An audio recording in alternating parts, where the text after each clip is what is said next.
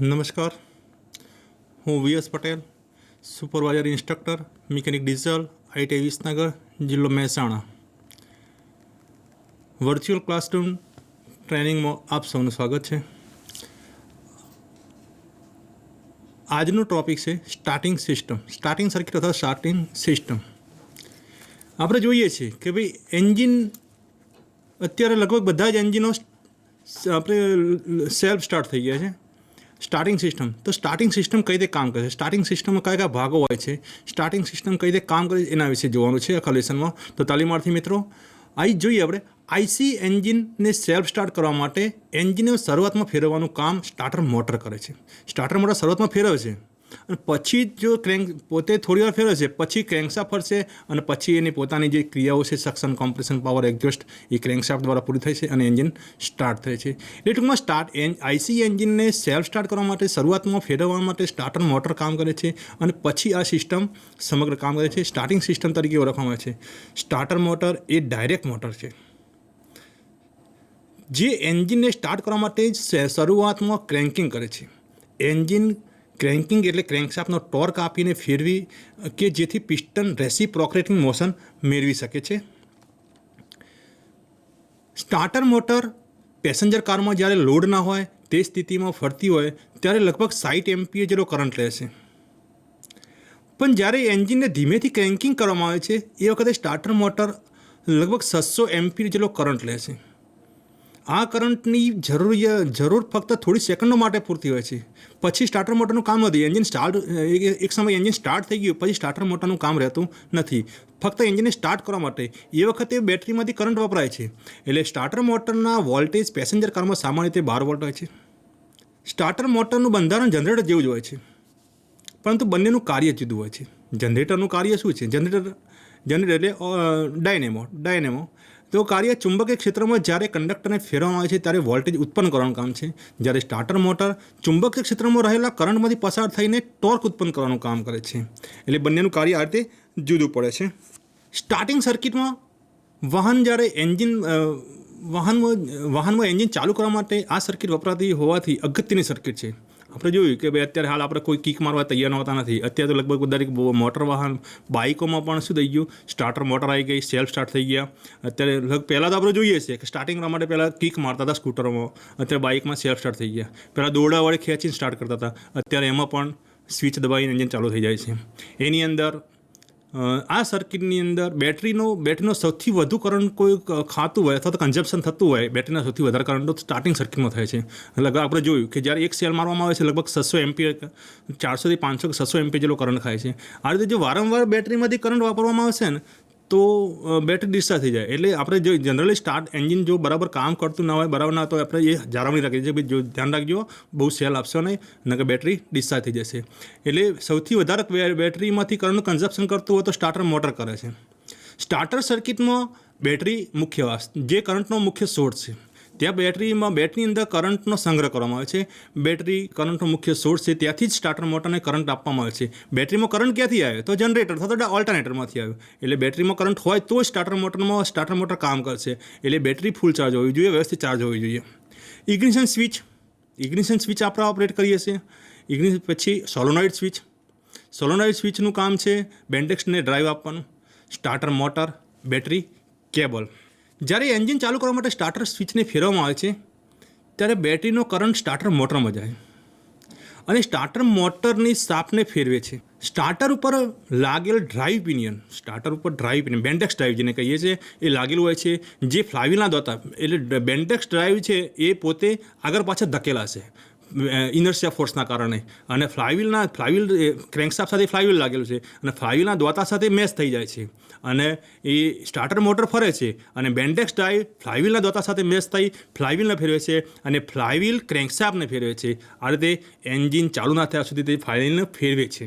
એનો સિદ્ધાંત જોઈએ તો જનરેટરની અંદર યાંત્રિક શક્તિનું વિદ્યુત શક્તિમાં રૂપાંતર કરે છે. સ્ટાર્ટર મોટરનો સિદ્ધાંત જનરેટરમાં યાંત્રિક શક્તિનું વિદ્યુત શક્તિમાં રૂપાંતર થાય છે, જ્યારે સ્ટાર્ટર મોટરમાં વિદ્યુત શક્તિનું યાંત્રિક શક્તિમાં રૂપાંતર થાય છે. સ્ટાર્ટર મોટરનો સિદ્ધાંત એ છે કે જ્યારે કરંટ લઈ જતા કંડક્ટરને ચુંબક ક્ષેત્રમાં રાખવામાં આવે તો કંડક્ટર દ્વારા યાંત્રિક બળ અનુભવાય છે, જેથી કંડક્ટર ફરવા મળે છે અને બળની દિશામાં ફ્લેમિંગના જમણા હાથના નિયમ મુજબની હોય છે. બળની દિશા ફ્લેમિંગના જમણા હાથના નિયમ મુજબની હોય છે. સ્ટાર્ટર મોટરની રચના જનરેટર જેવી જ હોય છે, પરંતુ વાઇન્ડિંગ, બ્રશ, ટર્મિનલ વગેરે હેવી કરંટ લઈ શકે તેવા હોય છે. તેમાં કાર્બન બ્રશ મુખ્ય છે. આપણે જોયું જનરેટરની અંદર અથવા ઓલ્ટરનેટરની અંદર કાર્બન બ્રશ હોય છે, આમાં કોપર બ્રશ હોય છે. તેમાં બ્રશ કાર્બન બ્રશ પ્રકારના હોતા નથી, પરંતુ કાર્બન બ્રશને બદલે ત્યાં ઓછો અવરોધ ધરાવતા મટીરિયલ એટલે કે કોપર બ્રશ હોય છે. આપણે જોયું કે ભાઈ જનરેટરની અંદર કાર્બન બ્રશ હોય છે અને સ્ટાર્ટર મોટરની અંદર કોપર બ્રશનો ઉપયોગ થાય છે.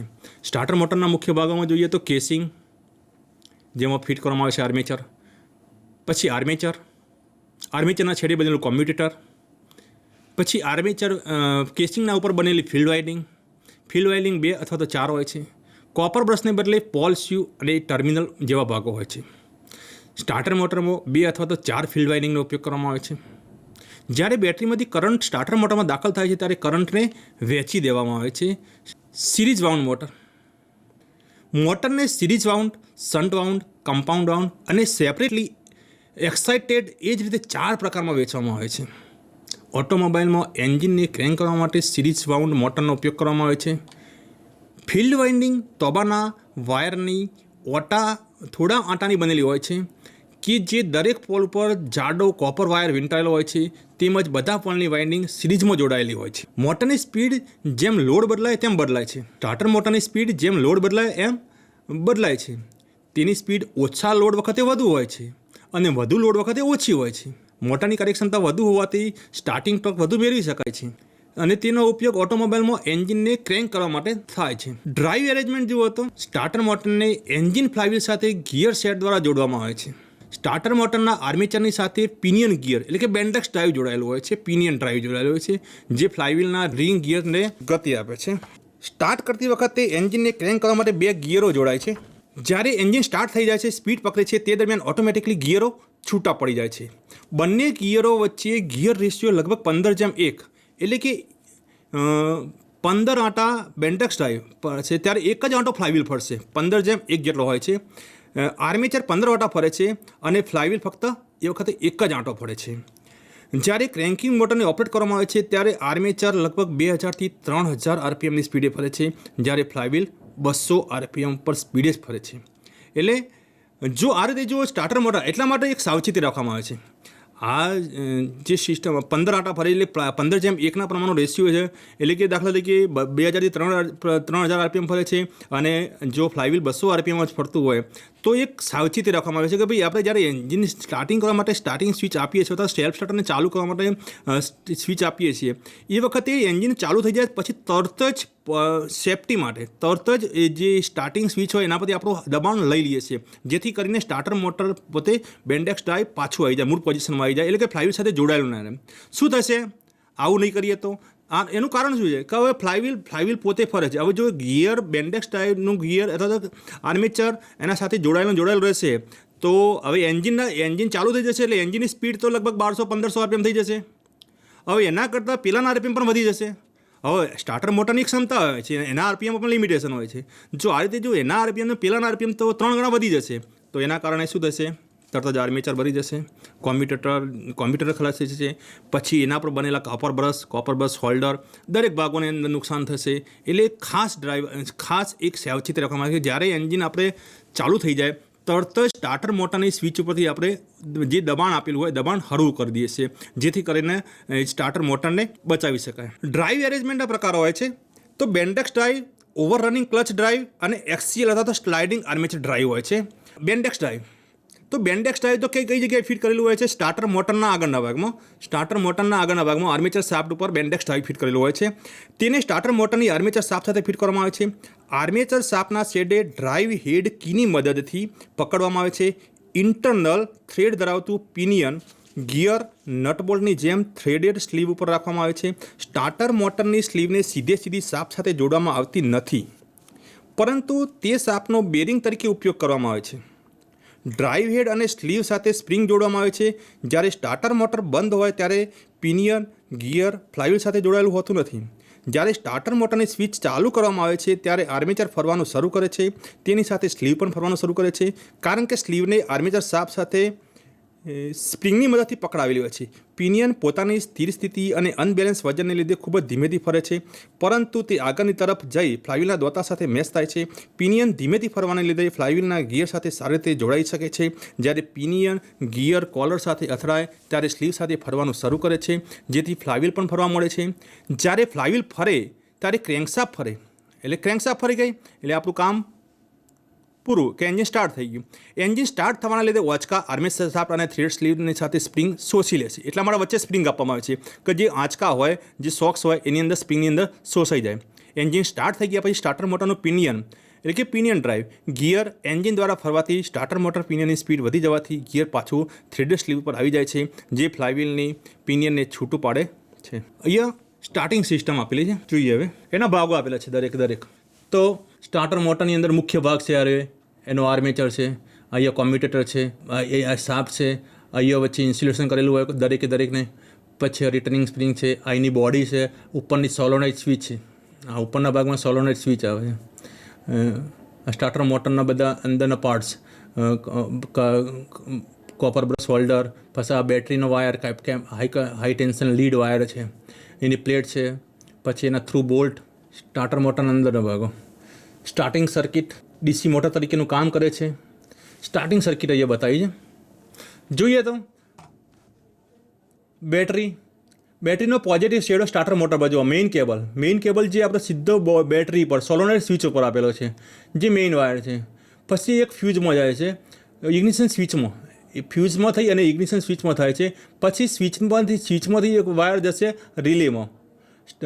રિલેમાં જશે અને એ સીધો એને અહીંયા ડ્રાઈવ એરેન્જમેન્ટ એટલે કે એને સ્ટાર્ટ કરવા માટેની અહીંયા કનેક્શન આપવામાં આવેલ છે. સ્ટાર્ટર મોટરના ઉપર જ સોલોનોઇડ ફિટ કરેલી હોય છે. સ્ટાર્ટર મોટરના ઉપર જ સોલોનોઇડ સ્વિચ ફિટ કરવામાં આવેલી હોય છે. Positive cable starter control circuit છે. પછી નેગેટિવ કેબલ જે અર્થ કરેલો હોય છે, અર્થિંગ કરેલો હોય છે. સ્ટાર્ટર મોટર સાથે જ અર્થિંગ આપેલું છે, અથવા તો એન્જિનમાં ગમે તે પણ અર્થિંગ આપી શકાય. તો એ જોઈએ તો બેટરીનો પોઝિટિવ શેડો અને નેગેટિવ શેડો અર્થ કરેલો હોય છે. પોઝિટિવ શેડો સ્ટાર્ટર મોટરના સોલોનોઇડ સ્વિચ ઉપર આપવામાં આવે છે. અહીંયા જ્યારે ઇગ્નિશન સ્વિચ ઓન કરવામાં આવે છે ત્યારે બેટરીમાંથી કરંટ સોલોનોઇડ સ્વિચ મારફતે આ ફિલ્ડ વાઇન્ડિંગ પણ આપવામાં આવે છે અને ફિલ્ડ વાઇન્ડિંગમાં કરંટ જવાથી આર્મેચર ફરે છે અને આર્મેચર ફરવાથી આગળનું બેન્ડેક્સ ડ્રાઈવ આગળ અથવા પાછળ જે પોઝિશન દરેક એન્જિનમાં જુદું હોય. ઘણા એન્જિનમાં બેન્ડેક્સ ડ્રાઈવ પાછળ ખસે, ઘણા એન્જિનમાં બેન્ડેક્સ ડ્રાઈવ ફ્લાયવ્હીલ તરફ ખસાય, અથવા તો ઘણા એન્જિનમાં ફ્લાયવ્હીલથી રિટર્ન ખેંચાય. એટલે ટૂંકમાં જે પ્રમાણે ડ્રાઈવ એરેન્જમેન્ટ હોય એટલે બેન્ડેક્સ ડ્રાઈવ ફ્લાયવ્હીલ સાથે જોડાય છે અને આ રીતે એન્જિન સ્ટાર્ટ થાય છે. સ્ટાર્ટિંગ સર્કિટમાં એના જ સર્કિટ છે, અર્થિંગ કરેલું હોય છે, ફ્યુઝ બોક્સ આપેલો હોય છે, અહીંયા સ્વિચ. હવે અહીંયા સ્વિચની અંદર જુઓ તો તમે જોશો તો 3 પોઈન્ટ આપેલા છે. પહેલા પોઈન્ટમાં આપણે સ્વિચ ભરાવીશું એટલે એક પોઈન્ટ આપીશું, પછી બીજો પોઈન્ટ આપીશું અને પછી ત્રીજા પોઈન્ટ પછી અહીંયા એક પોઈન્ટ પછી અહીંયા જે કોન્ટેક્ટ થશે તારે અને એ પછી સ્વિચ કેવી હોય છે, પ્રેસ ફિટ હોય છે. જ્યારે ભૂલથી પણ તમે એને તમે છોડી દો, ભૂલી જાઓ ને તમે છોડી દો તો ઓટોમેટિકલી એ કરંટ તો સપ્લાય બંધ થઈ જશે. એટલે કે અંદર સ્ટાર્ટર મોટરની અંદર કરંટ જતો બંધ થઈ જાય. નહીં તો આપણે જોયું આગળ શું જોયું કે ભાઈ આર્મેચર ફ્લાયવ્હીલ સાથે જો બેન્ડેક્સ ડ્રાઈવ જોડેલું રહેશે અને તો શું થશે, આર્મેચર બળી જશે, એના આરપીએમ સાથે એના આરપીએમ મેચ થશે નહીં. એટલા માટે સ્ટાર્ટિંગ સ્વિચ સેફ્ટીવાળી આપેલી હોય છે. આપણે ભૂલી ગયા હોય છતાં પણ પ્રેસ સેફ્ટીવાળી આપેલી હોય છે. સ્ટાર્ટર મોટર, અહીંયા સ્ટાર્ટર મોટર ફરે છે. અહીંયા એના ભાગો બતાવેલા છે. સ્ટાર્ટર મોટર ફંક્શનો તો સોલોનોઇડ ફંક્શનની અંદર એના કટ મોડલ આપેલા છે, રિટર્ન સ્પ્રિંગ આપેલી છે. એનો મેઇન ભાગ આ સ્ટાર્ટર મોટર છે. ઉપર સોલોનોઇડ સ્વિચ છે, ઉપરનો ભાગ સોલોનોઇડ સ્વિચ છે. આ સોલોનોઇડ સ્વિચ વખતે આ સોલોનોઇડ સ્વિચ શું કરશે, આની અંદર મેગ્નેટિક ફિલ્ડ ઉત્પન્ન થવાના કારણે આ સોલોનોઇડ સ્વિચની અંદર રહેલો પિસ્ટન પાછળની તરફ ખેંચાય છે. એના કારણે આ પિનિયન દ્વારા બેન્ડેક્સ ડ્રાઈવને આમ આગળ ધક્કો મારે છે. આ બેન્ડેક્સ ડ્રાઈવને આમ આગળ ધક્કો મારે છે અને અહીંયા ફ્લાયવ્હીલ સાથે જોડાય છે.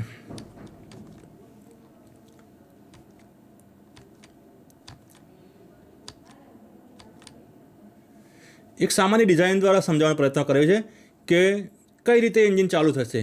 તો બેટરી બેટરીમાંથી સ્વિચમાં આપવામાં આવે છે, સ્વિચમાંથી સ્ટાર્ટર મોટરની સોલેનોઇડ સ્વિચમાં આપવામાં આવે છે, અને સ્ટાર્ટર મોટરથી આ ફ્લાયવ્હીલ સાથે આ બેન્ડેક્સ ટાઈ જોડાય છે અને એન્જિન સ્ટાર્ટ થાય છે. આપણે મેઇન સ્ટાર્ટિંગ સર્કિટ જ જોવાની છે, એન્જિન કઈ રીતે સ્ટાર્ટ થાય છે. એટલા માટે વારંવાર આપણે આ ટોપિકને વધારે મહત્ત્વ આપીએ છીએ કે ભાઈ બેટરી અંદર કઈ રીતે સ્ટાર્ટ થશે. એટલે સરળ અને સીધો ડાયાગ્રામ છે કે ભાઈ બેટરીનો ટર્મિનલ અર્થ કરેલ છે, positive terminal, battery ignition switch, પછી સોલેનોઇડ સ્વિચમાં કરંટ જશે, ત્યાંથી બેન્ડેક્સ ડ્રાઈવ આર્મેચર ફરશે, બેન્ડેક્સ ડ્રાઈવ ઓપરેટ કરશે, બેન્ડેક્સ ડ્રાઈવ ફ્લાયવ્હીલ સાથે જોડાશે. એ કરંટ આપવામાં આવે છે. પછી કરંટ કઈ દેશે, તો આ કયો કરંટ છે? Low voltage. એમાંથી કરંટ જશે સોલેનોઇડ સ્વિચની અંદર જશે, સોલેનોઇડ સ્વિચમાંથી જશે, અર્થ કરેલું છે.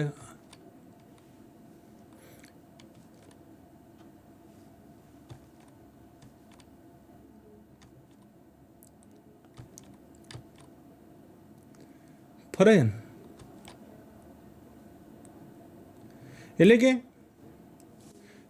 ચાવી તમે આપી, ચાવી આપવાથી શું થઈ ગયું? કરંટ સોલેનોઇડની અંદર ફ્લો થઈ ગયો. સોલેનોઇડની અંદર કરંટ ફરવાથી શું થઈ ગયું? સોલેનોઇડની અંદર કરંટ જતો રહે. સોલેનોઇડની અંદર કરંટ જવાથી અંદર આ ડ્રાઈવ એરેન્જમેન્ટ છે, એ ડ્રાઈવ એરેન્જમેન્ટ આગળ ગયા છે, અને એક કરંટ અંદર જવાથી ફિલ્ડ કોઇલની અંદર મેગ્નેટિક ફિલ્ડ ઉત્પન્ન થવાથી આર્મેચર ફરે છે, અને આર્મેચર ફરવાના કારણે આર્મેચર ફરે છે અને બેન્ડેક્સ ડ્રાઈવને ધક્કો મારે છે, એટલે એન્જિન સ્ટાર્ટ થઈ જાય છે. એન્જિન ફરવાની પોઝિશન બતાવે છે લીલો વાદળી કલર, કે ભાઈ આ રીતે એન્જિન ફરતું થઈ જાય છે. આ એરો બતાવે શું થાય કે ભાઈ આ પિનિયન આના જોડે ટચ થઈ ગયું, અને એના પછી આ એરો શું બતાવે છે કે ભાઈ ફ્લાયવ્હીલ ફરતું થઈ ગયું. સ્ટાર્ટર મોટર તો એક ઇલેક્ટ્રિકલ એનર્જી છે. Starter motor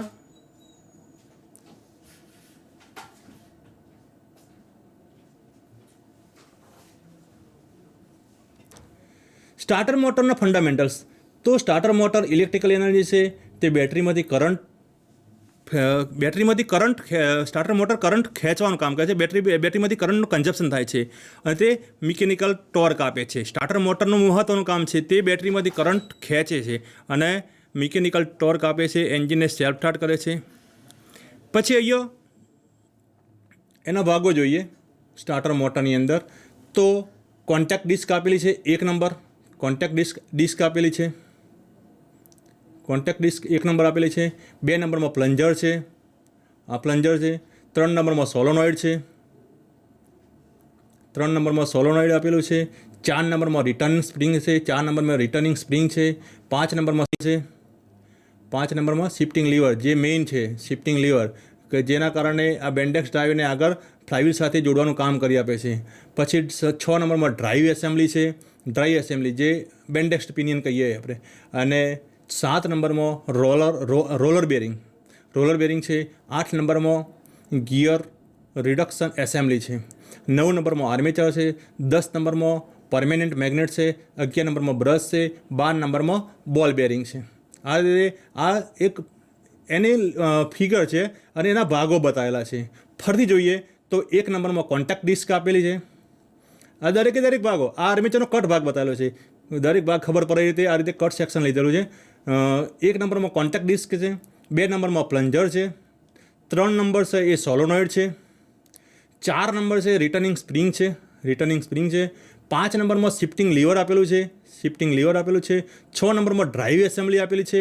6 number drive assembly એટલે કે બેન્ડેક્સ ડ્રાઈવ. 7 નંબરમાં રોલર બેરિંગ છે. 7 નંબરમાં રોલર બેરિંગ જે સપોર્ટ કરવાનું કામ કરે છે. બેરિંગ નહીં હોતો એને સપોર્ટ કઈ રીતે કરવો, એટલે રોલર બેરિંગ આપેલી છે. 8 નંબરમાં ગિયર રિડક્શન એસેમ્બલી છે. 9 નંબરમાં આર્મેચર. 10 નંબરમાં પરમેનન્ટ મેગ્નેટ. 11 નંબરમાં બ્રશ અને 12 નંબરમાં બોલ બેરિંગ.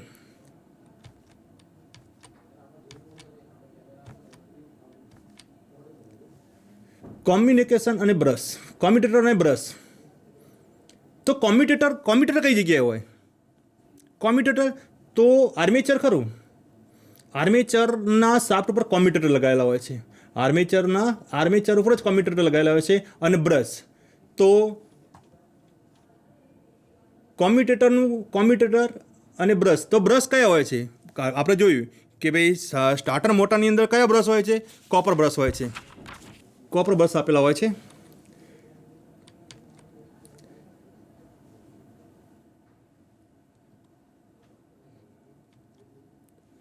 એનો આર્મેચર ચેક કરવામાં અહીંયા બતાવેલું છે. આર્મેચર કઈ રીતે ચેક કરે છે અહીંયા એની ફિગર આપેલી છે. Pinion gear mechanism, pinion gear mechanism આપેલી છે. Pinion gear, clutch housing, clutch housing છે. પિનિયન ગિયર મિકેનિઝમ આ તો આપણે જોઈ લીધું. પછી સોલોનોઇડ સ્ટાર્ટર મોટરની સ્વિચ, મેઇન વસ્તુ છે સ્ટાર્ટર મોટરની સ્વિચ. ધ્યાન આપજો અહીંયા એક વસ્તુ, સોલોનોઇડ સ્વિચ જેને કહેવામાં આવે છે. સ્ટાર્ટર મોટરને બેટરી સાથે જોડવા માટે જુદી જુદી પ્રકારની સ્વિચોનો ઉપયોગ થાય છે.